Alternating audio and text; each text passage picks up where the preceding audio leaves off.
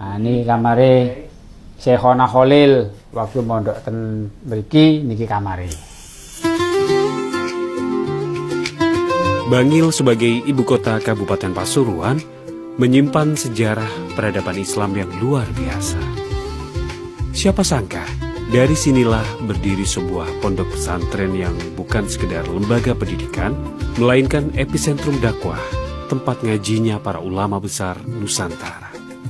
Pondok Pesantren Cangaan telah menjadi saksi bisu perjalanan Islam di Jawa Timur selama lebih dari 6 abad.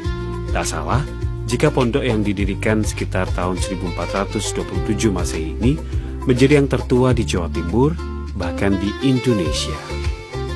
Soalnya PBNU sudah memberikan piagam nomor 3 setelah ada Bahsul Masail tingkat nasional. Beliau tahu sendiri dan mensurvei bukti-bukti yang konkret, ternyata keluarlah Pondok Cangaan itu tahunnya 1427. Itu PBNU sendiri yang masih bukan dari keluarga Cangaan.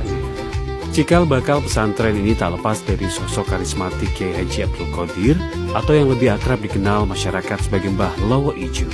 Dalam perjalanannya, salah satu putra beliau, Kiai Haji Sayyidin, yang kemudian memberikan nama Pondok Pesantren Cangaan sesuai perintah gurunya. Menurut Kiai Haji Ahmad Ridhoi Khalili sebagai penerus ke-8, banyak ulama besar yang pernah mondok di sini, seperti Kiai Haji Syekhona Khalil dari Bangkalan, bahkan pendiri Nahdlatul Ulama Mbah Hasyim Asy'ari dan Kiai Haji Hasbullah juga pernah mondok di Cangaan Bangil. Sebagai buktinya, ada peninggalan berupa kamar beliau saat nyantri yang sampai saat ini masih dijadikan tempat tabarukan.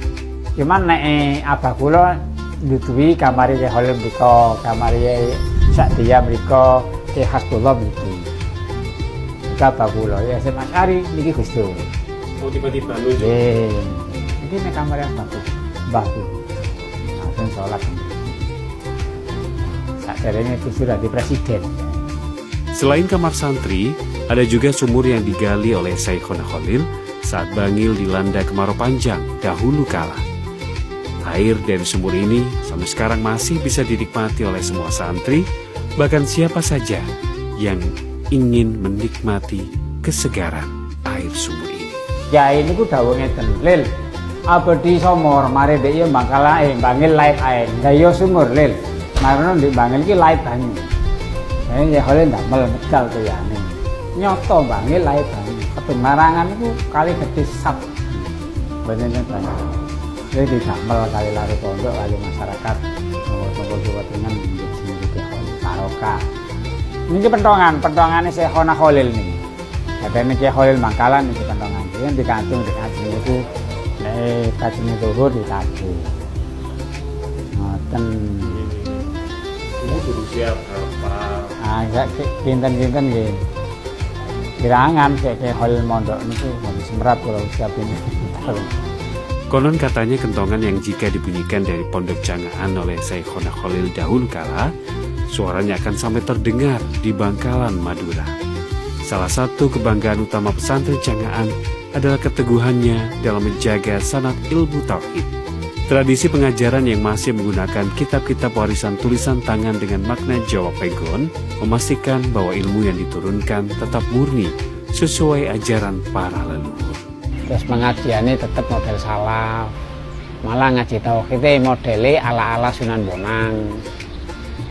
Masih mempertahankan yang sangat klasik dengan ini. Iya, mesti dipertahankan. Oleh nilai sejarah ini ku kadosnya kayak penting ngoten cekro lah bahwa iki pondok sepuh ngajine biyen model salaf iki kayak ngene. Dulunya Ponpes Cangaan hanya menerima santri laki-laki. Namun hal itu berubah. Di tahun 1978 didirikan Pondok Pesantren Putri Raudhatul Aqaidi dan mulai menerima santriwati. Seiring perkembangan zaman, pendidikan formal pun juga dihadirkan, mulai dari jenjang sekolah menengah pertama hingga menengah atas. Adapun perkembangan sekarang, Pondok Pesantren Raudhatul Aqaidi Cangaan Bangil ini tidak hanya fokus untuk memberikan metode baca Al-Quran secara benar, dalam hal ini sekarang menggunakan metode qiraati, tetapi juga ditambah dengan pendidikan formal. Antara lain adalah SMP Putri, khusus Putri kalau SMP-nya karena jadi satu dengan Ma'had, yaitu SMP Rodotul Aqaidi Cangan Bangil. Tetapi juga ada ijazah SMA atau SMK yang supaya siap kerja, SMA Al-Aziz dan SMK Al-Madinah. Pesan Kiai hanya sederhana.